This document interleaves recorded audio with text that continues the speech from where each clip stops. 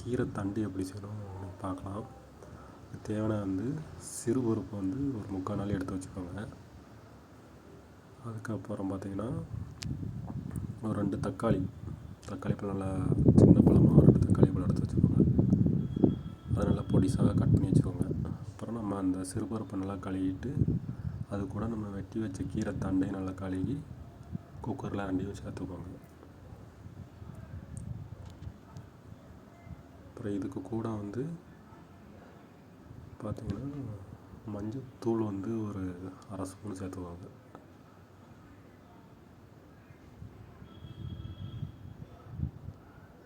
மஞ்சத்தூள் சேர்த்ததுக்கப்புறம் பெருங்காயப்பொடி, அதுக்கு பெருங்காயப்பொடி கொஞ்சம் சேர்த்துக்கோங்க. நல்லா நமக்கு ஸ்மெல்லு நல்லா வரும். குழம்பு கொஞ்சம் நல்லா வாடை நல்லா இருக்கும். போட்டதுக்கப்புறம் வெட்டி வச்ச தக்காளியை போட்டுக்கோங்க. அடுத்து 2 தக்காளி வெட்டியிருக்கோம், சின்னதாக நறுக்கி உள்ளே போட்டுக்கோங்க. அதுக்கப்புறம் பார்த்திங்கன்னா தேவையான அளவு உப்பு போட்டுட்டு தண்ணியுமே தேவையான அளவு ஊற்றிக்கோங்க. நாங்கள் வீட்டில் ஒரு 3 பேர் சாப்பிட்ற மாதிரி பண்ணியிருக்கோம். தண்ணி தேவையான அப்புறம் குக்கரில் விசில் வைக்கணும். வேகிறதுக்கு ஒரு 4 விசில் வச்சுக்கோங்க. சிறுபருப்பு நம்ம வேகணும், ஒரு 4 விசில் வச்சுக்கோங்க. அதை வேக விட்டு அப்புறம் பார்த்திங்கன்னா மசாலா செய்கிறதுக்கு நம்ம ஜீரகம், அப்புறம் வெள்ளைப்பூண்டு ஒரு விழுது, வரமிளகா போட்டுக்கோங்க. அப்புறம் சின்ன வெங்காயம் அதே மாதிரி ஒரு 5-6 விழுது எடுத்துக்கோங்க.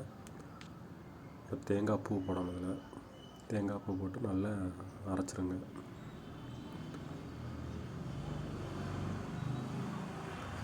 அதுக்கப்புறம் இங்கே வெந்துட்டு இருக்குல்ல, நம்ம விசில் வச்சுருக்கலாம். அது வெந்ததுக்கப்புறம் இந்த மசாலாவை சேர்க்கணும். இப்போ நம்ம அரைச்சி வச்ச மசாலா ரெடி ஆயிடுச்சு. அப்புறம் இங்கே நம்ம விசில் வச்சதும் கீரை தண்டு ரெடி ஆயிடுச்சு. இப்போ இது நம்ம மசாலா சேர்க்கணும். ஃபஸ்ட்டு